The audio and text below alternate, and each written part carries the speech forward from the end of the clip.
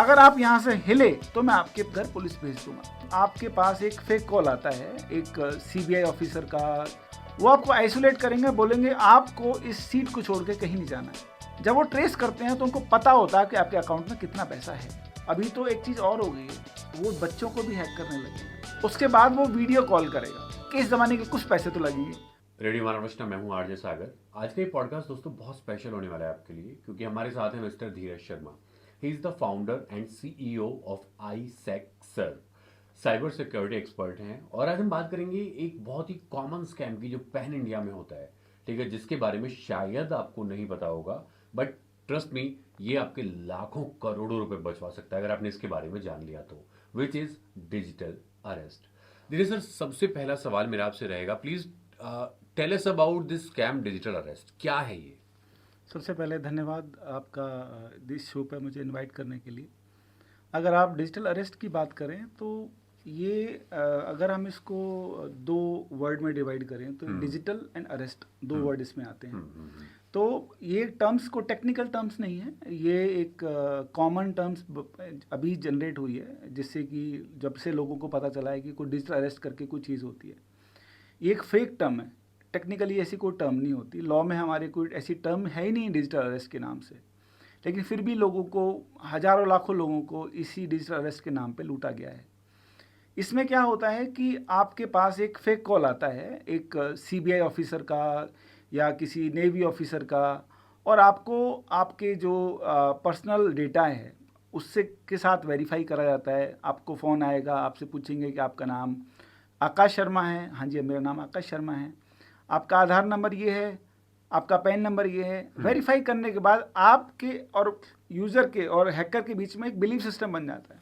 उसको लगता है कि हाँ, यूज़र जो है वो ओरिजिनल है, और यूज़र को लगता है कि हैकर जो कर रहा है वो ओरिजिनल पुलिस वाला है, क्योंकि उसने मेरी सारी पर्सनल डिटेल्स दी हैं। तो एक ट्रस्ट फैक्टर बन जाता है, एक बिलीफ फैक्टर बन जाता है। इसी को हैकर चाहता है। जब तक आपके और उसके बीच में एक बिलीफ फैक्टर नहीं बनेगा, वो आपको फ्रॉड नहीं कर पाएगा। तो जनरली हैकर सबसे पहले वो सारी बातें करता है जिससे कि आपके दिमाग में एक ट्रस्ट फैक्टर आ जाए कि ये बंदा जेन्युइन है। उसके बाद वो वीडियो कॉल करेगा, क्योंकि कई बार आदमी वॉइस पे ना तो आप उसका एक्सप्रेशन समझ सकते हो ना वो आपका एक्सप्रेशन समझता है, इसलिए इन लोगों ने वीडियो कॉल को चुना। वीडियो कॉल में प्रॉपर एक बैकग्राउंड होता है, जहाँ पर पीछे महात्मा गांधी की फ़ोटो होती है, उसके पास एक पूरी ड्रेस होती है, उस ड्रेस पे स्टार होते हैं, लिखा होता है Mumbai police, Maharashtra police, right. तो आपको कहीं से भी नहीं लगेगा कि वो केस अनजेन्युइन है, आपको लगेगा कि वो केस जेन्युइन है, और आप उस बात पे भरोसा करोगे और जैसा वो बोलेगा आप वैसा करना स्टार्ट करोगे, क्योंकि वो आपकी साइकोलॉजी के साथ खेलना स्टार्ट करेंगे। वो आपको डराएंगे, आपके फियर को बाहर लाएंगे, और द मोमेंट आपका फियर बाहर आएगा और वो आपके चेहरे पे आएगा और वो समझ जाएंगे, उसके हिसाब से वो ट्रिगर करना स्टार्ट करेंगे। वो आपसे इंफॉर्मेशन लेंगे, सबसे पहले आपको आइसोलेट करेंगे।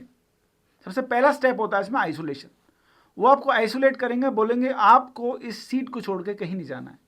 आपका मोबाइल चार्ज पे है कि नहीं है, फ़ोन को चार्ज पे लगाइए, मोबाइल को, लैपटॉप को चार्ज पे लगाइए, जिससे कि वो डिस्कनेक्ट ना हो जाए, राइट। उसके बाद दरवाज़ा बंद करिए और सीट पर बैठ जाइए। अगर आप यहाँ से हिले तो मैं आपके घर पुलिस भेज दूंगा। वो बार बार उसी थ्रेट को देंगे कि मैं आपके घर पुलिस भेज दूंगा, आपके माँ बाप के साथ ऐसा होगा, आपके बच्चे के साथ ऐसा होगा। वो आपको डराएंगे, डराने के साथ साथ वो उस फियर को बढ़ाएंगे, उस टेम्परेचर को वो बढ़ाते हैं धीरे धीरे धीरे। इसलिए डिजिटल अरेस्ट का केस ना 15 मिनट का केस नहीं होता। लोगों को 2-2, 3-3 दिन तक, आपको पता है, डिजिटल अरेस्ट रखा गया है, 3-3 दिन तक, और लोग रहे हैं, और लोगों ने एक किस्त में नहीं, 4 या 5 किस्त में पैसे दिए।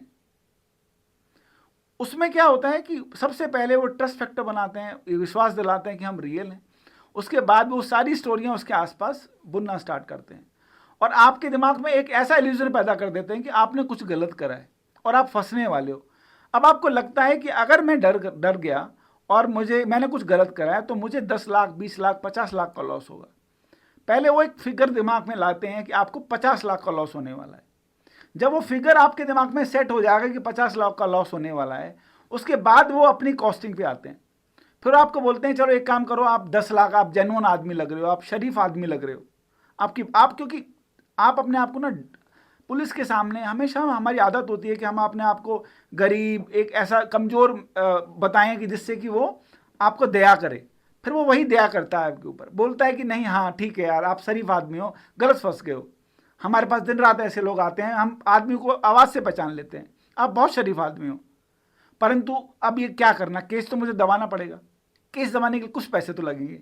और इस सिस्टम में साइकोलॉजिकल आपके दिमाग में है कि यहाँ पर पैसा तो लगता है। अनजेन्युइन बात नहीं कर रहा है, वो जेन्युइन बात कर रहा है। अब आप भी समझते हैं कि 50 लाख के केस को दबाने के लिए 10 लाख तो जेन्युइन लगेगा। आप कहते हो नहीं मेरे पास पैसे नहीं हैं, कोई बात नहीं, अभी आपके पास कितने हैं? आप कहोगे मेरे पास तो अभी 2 लाख रुपए पड़े हैं, कोई बात नहीं, आप 2 लाख ट्रांसफर करिए, बाकी का आप अरेंज कर लीजिए। तो उसको पता है कि मोमेंट यू ट्रांसफर 2 lakhs, उसको मिनिमम 2 लाख के अमाउंट मिल गया। अगर उसके बाद आप अरेंज करने के लिए कहीं जाते हो, जाने के बाद अगर वो एक्सपोज हो भी जाता है, कॉल डिस्कनेक्ट हो भी जाती है, तो 2 लाख वो ट्रांसफर करवा चुका है, क्योंकि आपके पास 2 लाख ही अकाउंट में है। और जर्नली जब वो ट्रेस करते हैं तो उनको पता होता है कि आपके अकाउंट में कितना पैसा है। हम्म। तो ये जो पॉइंट आता है कि वो हमें ट्रेस करते हैं, कैसे कैसे वो हमें ट्रेस कर सकते हैं? क्या सबके फ़ोन को वो ट्रेस कर रहे हैं या कोई स्पेसिफिक क्राइटेरिया होता है जिनके आधार पर वो ट्रेस कर पाते हैं?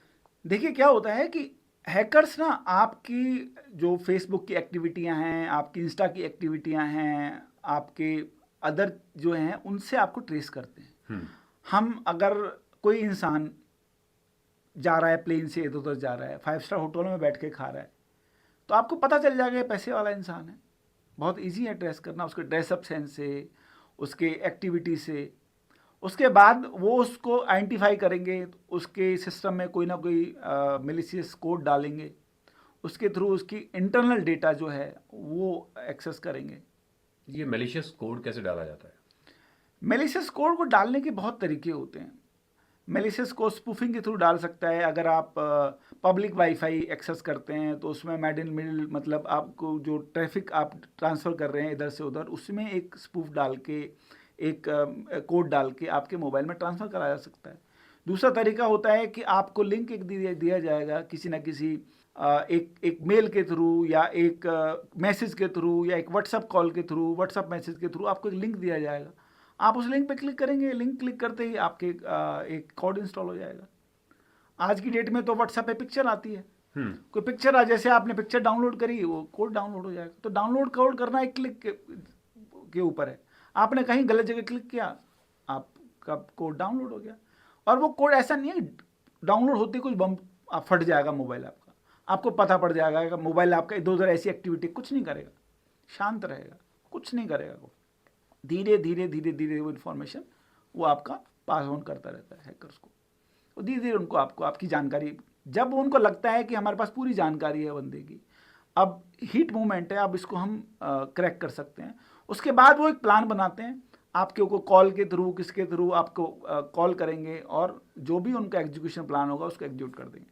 तो बेसिकली आप कह रहे हो कि जो अननोन नंबर्स से हमारे पास फोटोज आते हैं, लिंक्स आते हैं, उनके ऊपर क्लिक हमें नहीं करना चाहिए। That is not safe for us. That is completely not safe. ये तो एक मैंडेटरी है, मतलब आप कुछ नहीं कर सकते। अगर आप कुछ नहीं कर सकते हो तो कम से कम सिर्फ अपने आप को क्लिक से आप बचा लेते हैं, तो आप अपने आप को 60-70% सेव कर लेते हैं। और क्या ऐसी कॉमन मिस्टेक्स हैं जो हम लोग करते हैं और जो हमें नहीं करनी चाहिए to save our data, to save our selves from these hackers? देखिए आपको सबसे पहले कोई भी एप्लीकेशंस इंस्टॉल नहीं करनी चाहिए जब तक आपको जेन्युइन पता ना हो, उसकी बहुत ज़्यादा ज़रूरत नहीं हो। लोग क्या करते हैं, दोस्त ने रिकमेंड किया है कि यार मैं हेल्थ को लेके ये एप्लीकेशन है, या किसी ने इंटरनेट पर सर्च किया ये एप्लीकेशन है। और दूसरा, अगर एप्लीकेशन आपको इंस्टॉल करनी भी है, ये मैंडेटरी वाला बता रहा हूँ कि अगर आपको करनी भी है तो आपको कभी भी लिंक के थ्रू नहीं करनी है, किसी वेबसाइट के किसी लिंक के थ्रू नहीं करनी है। आपको गूगल पे जाना है, ऐप स्टोर पे जाना है, उस एप्लीकेशन को सर्च करना है और उसको इंस्टॉल करना है। कभी भी किसी वेबसाइट से, किसी लिंक के थ्रू कोई भी आपको एप्लीकेशन इंस्टॉल नहीं करनी है, बिल्कुल नहीं करनी है। ये बहुत ज़रूरी है, क्योंकि आपने अगर किसी भी सस्पिशियस लिंक पे क्लिक किया ये सोच के कि एप्लीकेशन है, हो सकता है वो ऐसा कोड आपके इंस्टॉल कर दे कि आपका पूरा का पूरा मोबाइल कंप्रोमाइज़ हो जाए, उसका एक क्लोन तैयार हो जाए कहीं। आप जो भी एक्टिविटी करेंगे उसको पता पड़ेगा हैकर को। ओके, सो जो अननोन लिंक्स होते हैं उनके ऊपर क्लिक ना करना, APK फाइल्स डाउनलोड ना करना। हमारे फ़ोन में इनबिल्ट एक सिक्योरिटी होती है, हम उसको बाईपास करके APK फाइल्स जो है वो डाउनलोड करते राइट। हैं। Okay, one last question. Primarily जितने आपने केसेस देखे हैं अभी तक हैकिंग के, या जो भी आपने मुझे बताए थे यहाँ पे फ्रॉड्स के बारे में, उनमें मेजॉरिटी ऑफ केसेस में क्या यूजर्स की गलती होती है या फिर सिस्टम एरर होता है?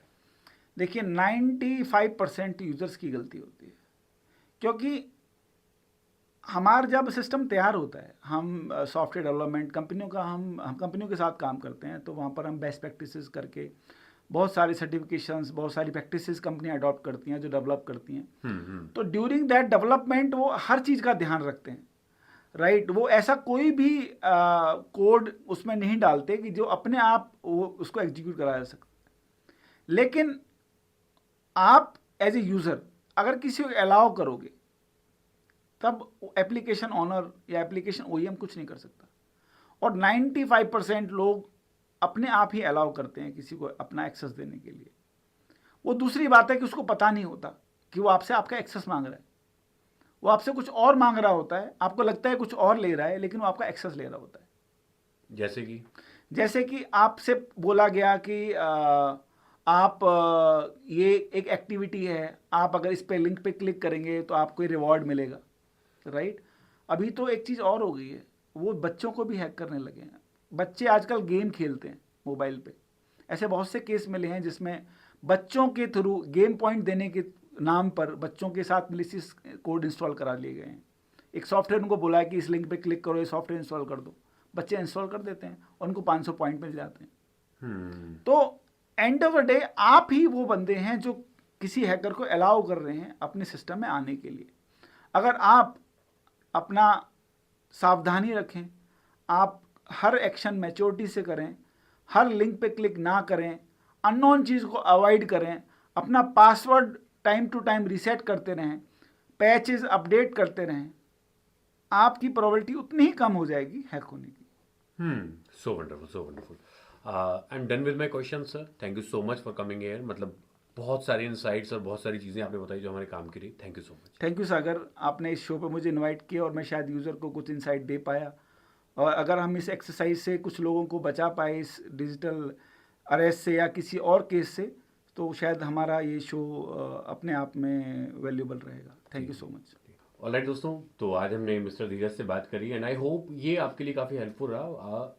अल्टीमेट पॉइंट यही होता है कि आपकी लाइफ में वैल्यू एडिशन हो, और अगर आप सही मायने में चाहते हैं कि ये आपकी लाइफ में से चीज़ें निकल पाएँ, ये सारी नेगेटिविटी, या कोई हैकर आपके फ़ोन में हैक ना कर पाए, उसकी सिक्योरिटी को बाईपास ना कर पाए, sir take care of these things कि हर चीज़ का आपको परमिशन नहीं देनी है। कोई एप्लीकेशन अगर आपने यूज़ कर लिया है तो उसके बाद उसकी परमिशन को हटा दीजिए। हम साल में एक बार एक एप्लीकेशन को यूज़ करेंगे और साल भर उसको एक्सेस देके अपने फ़ोन में बिठाए रखते हैं जैसे कि कोई मेहमान हो जो परमानेंटली हमारे फ़ोन में आ चुका है।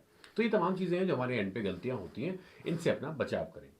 थैंक यू सो मच, और देखते रहिए radio Manav Rachna. Thank you. धन्यवाद।